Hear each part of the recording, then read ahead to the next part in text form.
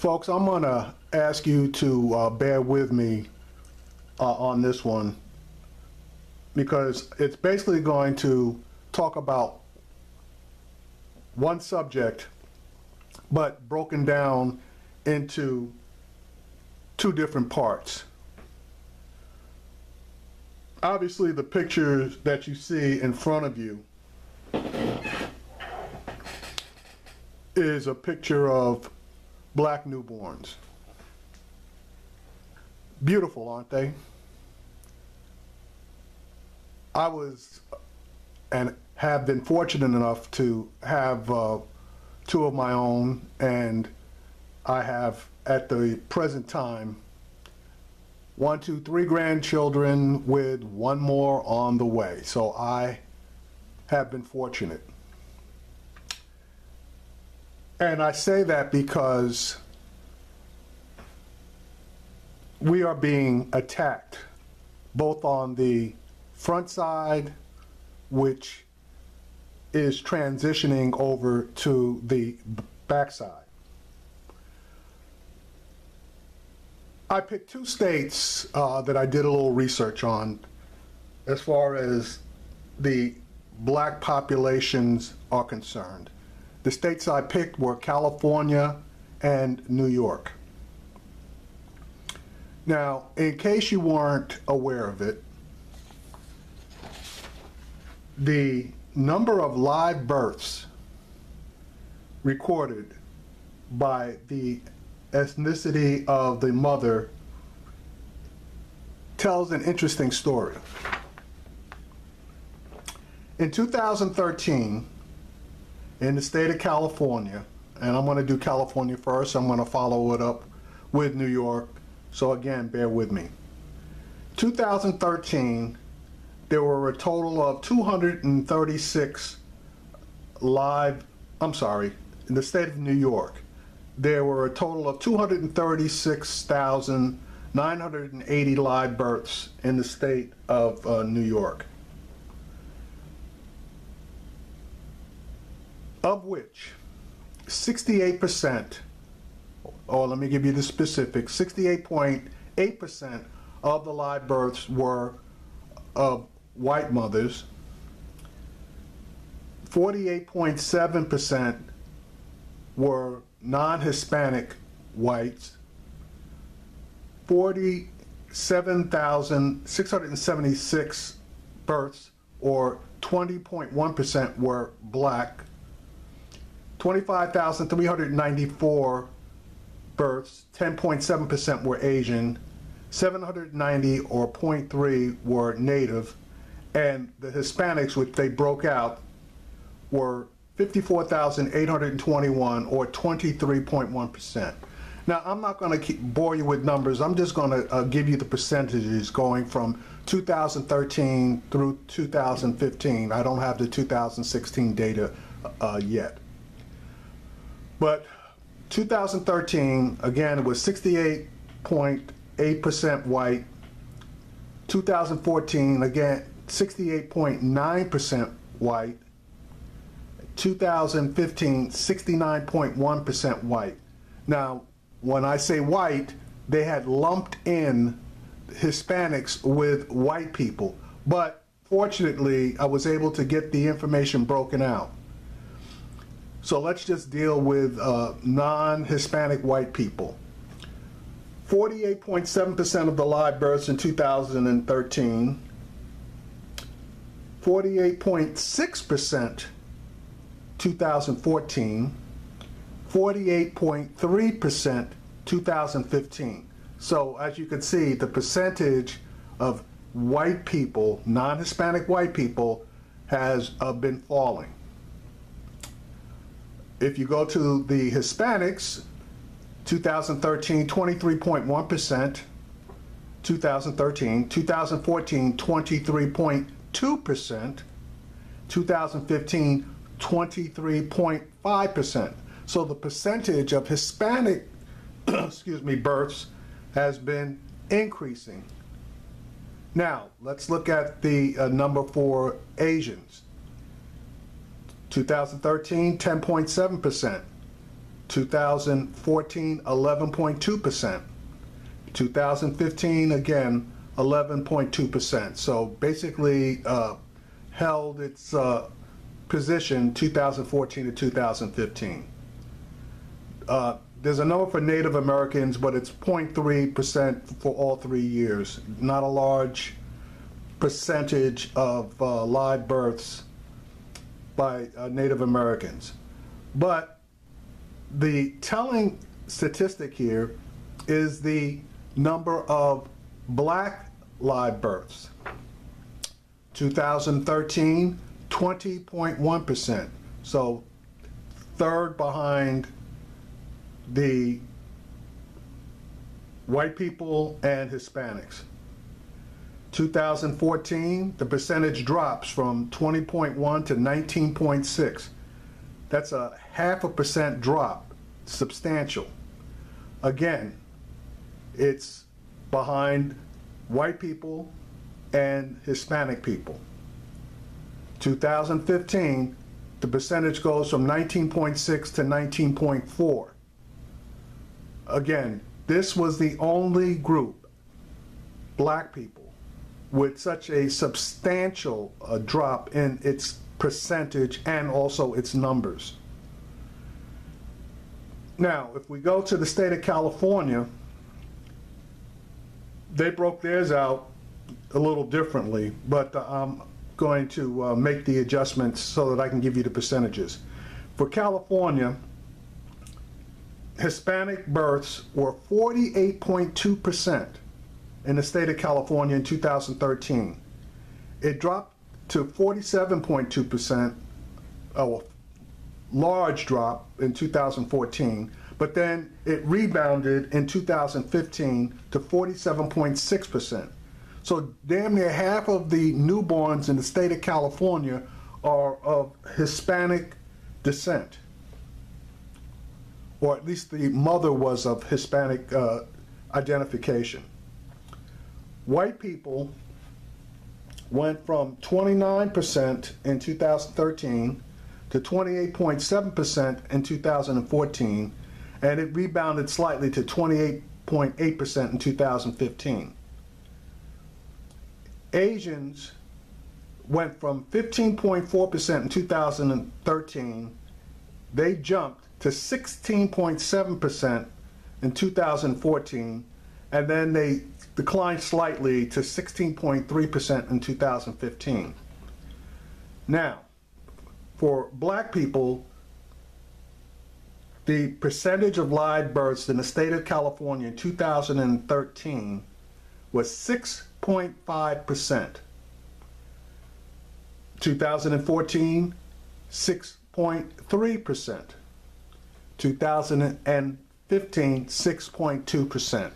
So as you can see, our numbers are dropping both percentage-wise, and if I gave you the actual raw numbers, the numbers themselves are declining. There's a reason for this. And the reason is that the number of black males and to some extent black females in both the states of New York and California are being artificially reduced as far as their ability to interact with the communities. And in plain English, black men and black women are being taken out of the population. What do I mean by that? What I'm talking about is incarceration. If there are less men, and I'm specifically speaking about black males, that are free to walk the streets and interact with black females, the probability and possibility for procreation is substantially reduced. Now, this has been going on for years, And there was an article written, and I apologize, I don't have the name of the article or the author, but basically it said that there are 1 million black males that are missing. The article went on to talk about 1 million black men that were either dead or incarcerated. That 1 million black men taken out of our population obviously reduces the opportunity for black females to interact with them, and obviously no interaction, no babies. Now, in my opinion, this has been a covert operation as far as white America is concerned. And it started back in the 1990s, when Mr. Clinton signed off on his crime bill and created that 3 strikes law. From that point to this day, the number of people incarcerated has climbed substantially. And as a percentage, the number of black males that have been entered into the correction system has also climbed astronomically. The problem in California, as far as I'm concerned, got so bad that the Supreme Court of California had to step in and notify the executive branch that the overcrowding situation had become so bad that the court mandated that the state of California reduce its inmate population to approximately 135% of the stated capacity. It took the state of California several years in order to comply with that state of California Supreme Court ruling, and just last year they were able to get it down to that 135%. So that just lets you know that the justice system, as far as black people was concerned, was basically on steroids. It was a combination of harassment, arresting and charging black males with crimes that basically really weren't crimes, the court system giving black defendants significantly more jail time than their white or even Hispanic counterparts.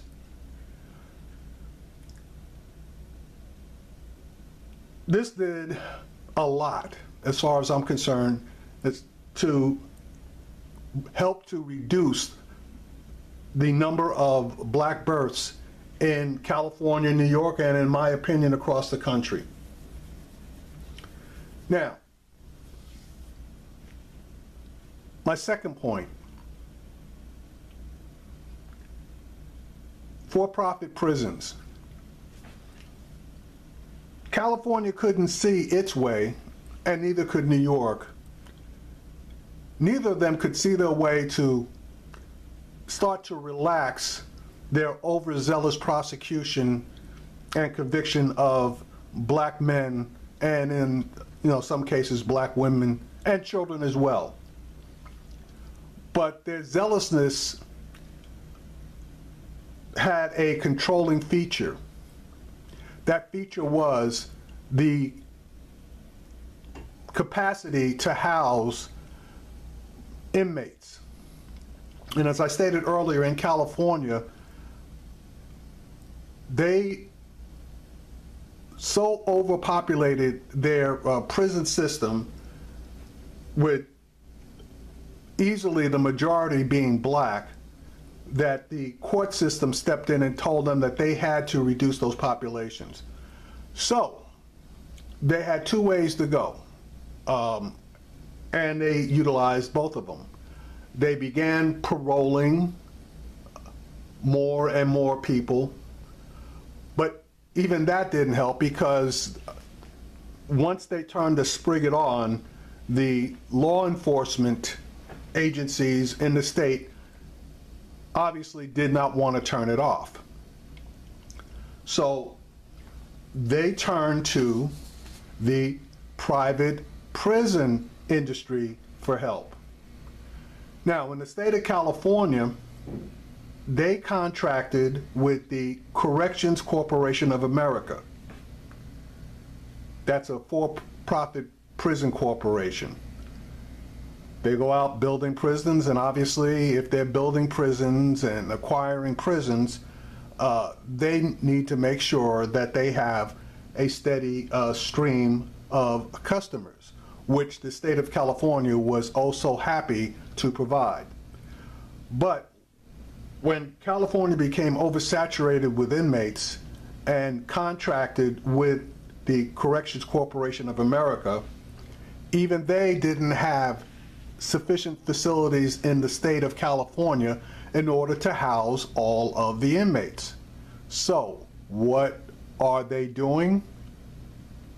They are taking inmates who committed crimes and were convicted in the state of California, and they are shipping them out to states like Arizona, Oklahoma, and Mississippi.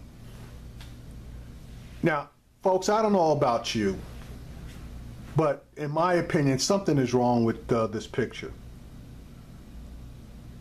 Now, primarily, I have a problem with this occurring because if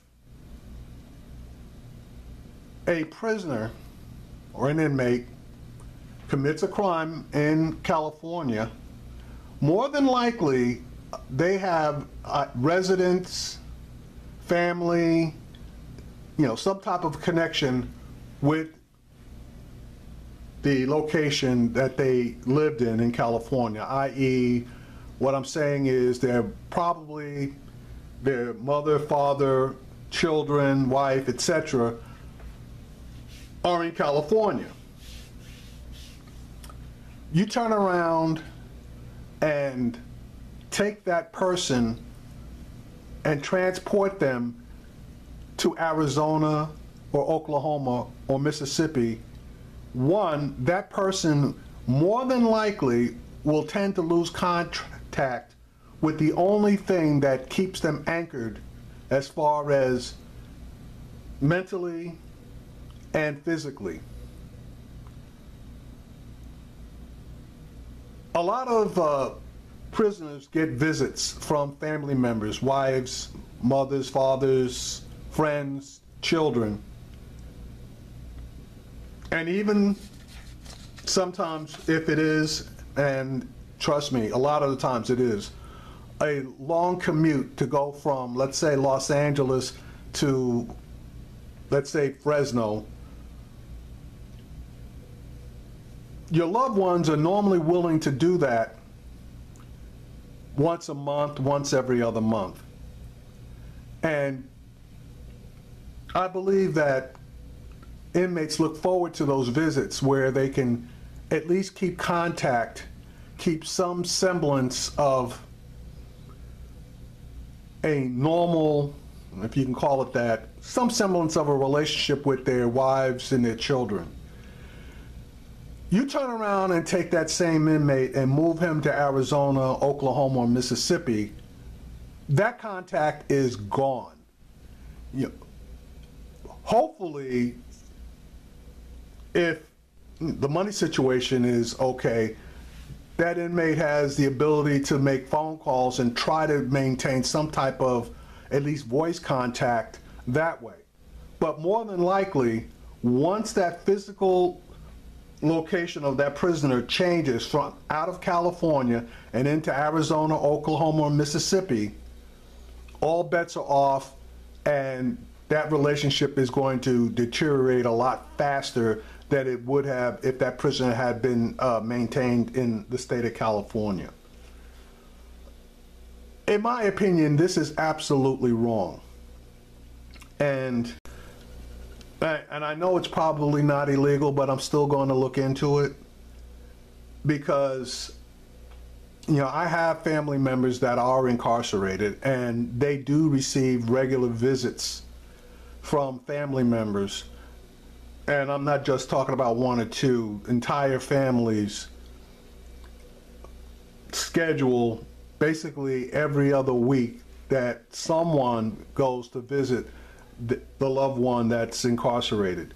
Well, that problem just became unmanageable with the movement of that particular person out of the state of California and into one of those three states that I mentioned.